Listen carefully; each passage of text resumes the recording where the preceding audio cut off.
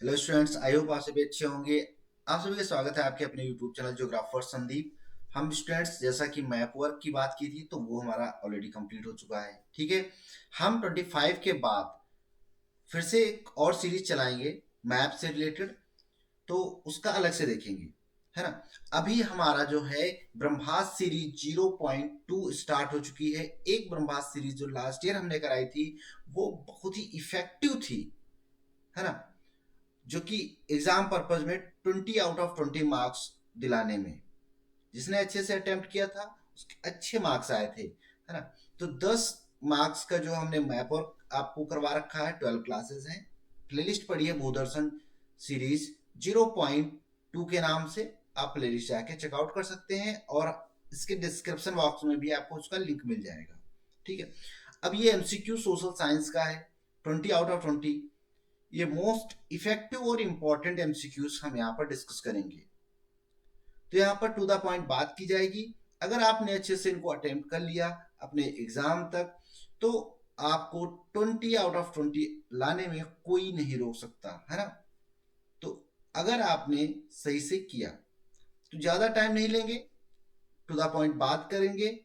और अब ये सीरीज जो हम 25 तक चलाएंगे, तो इसमें आपको 10 जो क्लासेस मिलेंगी वो मोर इफेक्ट वो रहेंगी। फिर हम बीच में क्लास डिस्कशन की चला लेंगे, एमसीक्यू के थ्रू डिस्कस करेंगे। इसके बाद साथ में एज पॉसिबल इस बार आपको साइंस के भी कुछ मोस्ट इंपॉर्टेंट एमसीक्यू मिलेंगे, है ना। तो उनको भी आप लोग साथ में बने रहिए, आप लोग क्लास को शेयर करते रहिए। अगर न्यू है तो आप सब्सक्राइब कर लीजिए। आपका जब साथ रहेगा, सहयोग रहेगा, तभी हम कुछ ज्यादा बेहतर कर सकते हैं आपके लिए, है ना। चलिए शुरू करते हैं। आज की क्लास हमारी है और पहला क्वेश्चन है आपका, संयुक्त राष्ट्र संघ की स्थापना कब हुई थी। अब संयुक्त राष्ट्र संघ की अगर स्थापना की बात करें, स्टैब्लिशमेंट की बात करें हम, तो आपने देखा था कि 1945 1945 में की गई थी। यही यहाँ पर 1920 की देख रहे हैं आप ईयर, वो आपके हिस्ट्री में जो है वो इम्पोर्टेंट है फॉर द खिलाफत और असहयोग आंदोलन के लिए, है ना। क्विट इंडिया मूवमेंट 1942 में स्टार्ट किया गया था और 1947 में आपका देश आजाद हो गया था। नेक्स्ट, भारत में मताधिकार की आयु क्या है वोट देने का, क्योंकि आपका जो है इसमें इस बार जो पॉलिटिकल पार्टीज का जो चैप्टर है ऐड हो गया है, तो आपके लिए इंपॉर्टेंट हो गया है ये। भारत में मताधिकार की आयु क्या है, तो भारत में अगर हम मताधिकार की बात करें तो 18 वर्ष है। ठीक है, फिर थर्ड आपका है, स्वराज मेरा जन्मसिद्ध अधिकार है। ये बहुत ही ज्यादा पूछे जाते हैं इस टाइप के क्वेश्चन, है ना, तो ध्यान रखिएगा और ये मैप वर्क में भी आपको काम करेगा, है ना।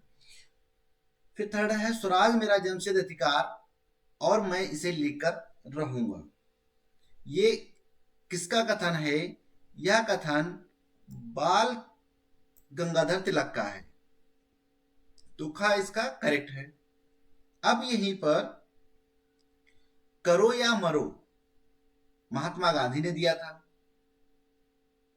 है ना। Do and die Mahatma Gandhi ने दिया था, याद रखिएगा, ये पूछ लिया जाता है। चौथा है आपका, प्रथम विश्व युद्ध का आरंभ कब हुआ। प्रथम विश्व युद्ध का आरंभ कब हुआ था? इसका जो करेक्ट है वर्ष 1914 से। आप लोग अपना आंसर कि आप जो आज हम करवाएंगे इसमें से कितने करेक्ट हुए ये कमेंट बॉक्स में बताएंगे, है ना। वर्ष 1914, ठीक है, 1914 से प्रथम विश्व युद्ध आरंभ हुआ था। कब चला था? 1918 तक चला था, 1918 तक चला था, 1914 से 1918 तक चला था। और ये आपको यहां पर दिख रहा है 1939 ये आपका सेकंड उसका रहता है, ठीक है। और 1942 क्विट इंडिया मूवमेंट, भारत छोड़ो आंदोलन चला था। और 1919 जलियांवाला बाग कांड से संबंधित है। फिर संयुक्त राष्ट्र संघ का मुख्यालय कहाँ स्थित है? पांचवा है संयुक्त राष्ट्र संघ का मुख्यालय आपका, हमने भी देखा संयुक्त राष्ट्र संघ, तो इसका मुख्यालय आपका न्यूयॉर्क में है ना। संयुक्त राष्ट्र संघ का मुख्यालय कहाँ है? यूनाइटेड नेशंस का जो मुख्यालय है, हेडक्वार्टर है, वो आपका न्यूयॉर्क में है।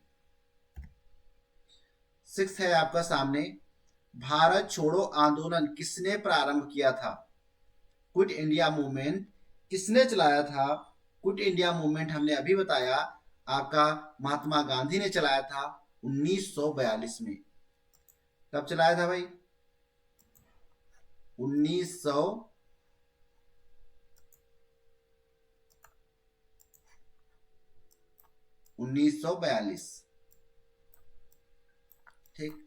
थोड़ा कर लीजिएगा, माउस से लिख रहे हैं जरा सा, है ना। अब स्वराज मेरा जन्मसिद्ध अधिकार है, मैं इसे लेकर रहूंगा, ये बाल गंगाधर तिलक जी ने कहा था, है ना। तुम मुझे खून दो मैं तुम्हें आजादी दूं, सुभाष चंद्र बोस जी का कहना था।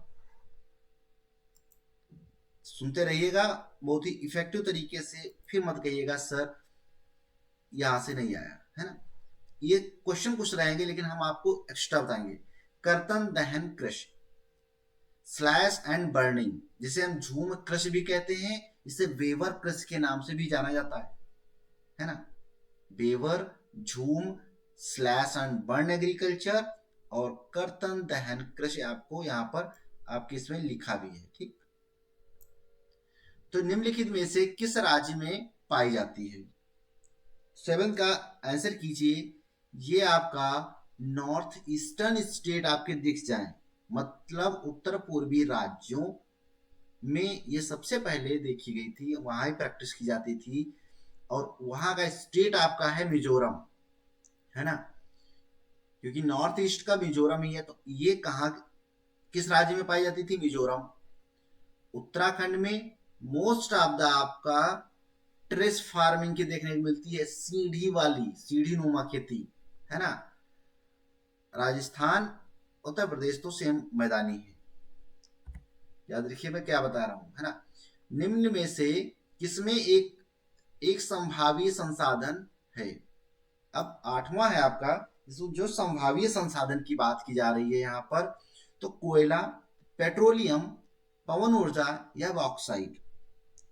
तो एथ का करेक्ट आपका है कि संभावित संसाधन की बात की जा रही है, जो हम आगे चल के उसमें टेक्नोलॉजी का यूज करके पोटेंशियल रिसोर्स की बात की जा रही है, ज्यादा यूज कर सकते हैं किसका?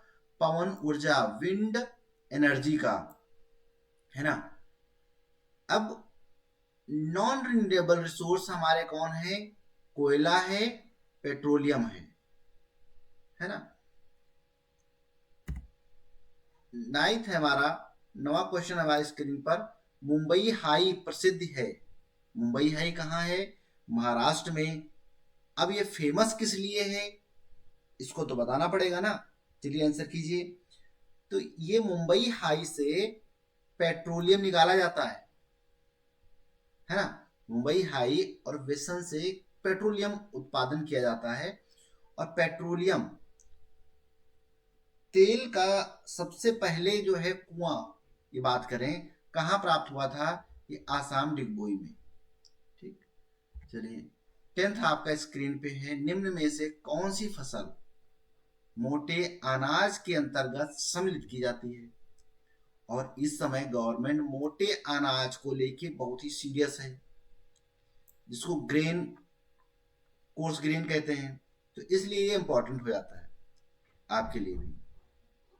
तो चना, मूंगफली, मूंग या ज्वार। तो इसका 10वां है आपका स्क्रीन पर, तो इसलिए यहां पर हम बात करेंगे। कोर्स ग्रेन में आपका यहां पर आ जाता है ज्वार, घा जो है वो करेक्ट है। अब आपको बताना है कि ज्वार किस सीजन की फसल है। आपको समझ में आया? रबी, खरीफ, जायद, 3 में से आपको बताना है कि किसकी है, कमेंट बॉक्स में। और चना, मूंगफली और मूंग, है ना, इनको भी आपको बताना है। चलिए, मोटे अनाज ज्वार है आपका, और ये सबसे ज्यादा कहाँ मिलता है? आपका महाराष्ट्र रीजन में देखने को मिलेगा, दक्कन प्लेटू में या सेंट्रल इंडिया में, कुछ भी आ जाए आप तीनों में से एक लगा सकते हैं। 11th आपके स्क्रीन पर, सामान्यतः किसी देश का विकास निम्न में से किस आधार पर निर्धारित किया जा सकता है? ठीक है, तो देश का विकास किस पे आधारित हो सकता है? प्रति व्यक्ति आय पर, औसत साक्षरता स्तर पर, लोगों की स्वास्थ्य स्थिति पर, या ये सभी। तो ये रिसोर्स से रिलेटेड है, human as a resource chapter से है, तो प्रति व्यक्ति आय को भी आप देखते हैं इसमें।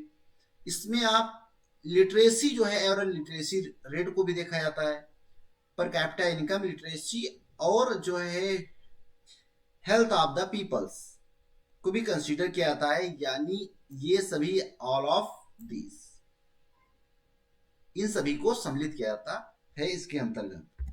ठीक है, 12 आपका है आपके स्क्रीन पर, निम्न में से किस आधार पर सार्वजनिक और निजी क्षेत्रक विभाजित है? पब्लिक एंड प्राइवेट सेक्टर की बात की गई है यहाँ पर, किस तरह से वो वर्गीय डिवाइड किए जाते हैं, विभाजित है।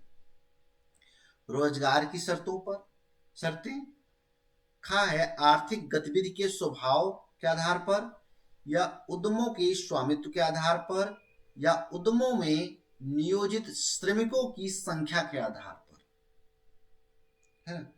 तो अब पब्लिक और प्राइवेट सेक्टर की बात करते हैं हम लोग, तो यहाँ पर मोस्ट ऑफ द जो हमारा इंपॉर्टेंट है, मतलब यहाँ पर जो सटीक क्वेश्चन है, आंसर है उसका, तो उद्यमों में नियोजित श्रमिकों की संख्या, कि जो उद्यम है या इंडस्ट्रीज में किस तरह के लोग वर्क कर रहे हैं, संख्या कैसी है उनमें श्रमिकों की, इसके आधार पर, है ना। तो यहां पर जो इसका घ आंसर करेक्ट हो जाता है। अच्छा, ठीक है, आज हम यहाँ पर 12 भी डिस्कस करेंगे, और 12, तो आई होप आपको ये 12 समझ में आ गए होंगे, ये मोस्ट इंपॉर्टेंट है। और बाकी जितना इसका सराउंडिंग, अब 12 में से कितने आपके करेक्ट हुए हैं, आप इसको कमेंट बॉक्स में बताइएगा, है ना, कितने आपके सही हुए हैं। ठीक, या वो कमेंट बॉक्स में बताना है, और ये भी बताना है कि आप मैप वर्क वाला कर लिया या नहीं कर लिया, तो प्लेलिस्ट डिस्क्रिप्शन बॉक्स में जो लिंक है वहां से जाके कर लीजिए, है ना। अब हम बाकी कल से 20 आउट ऑफ 20 कंटिन्यू करेंगे, आज शायद इसमें 12 भी लग पाए थे, है ना। Okay, thank you so much, please do like, share and subscribe my YouTube channel, thank you.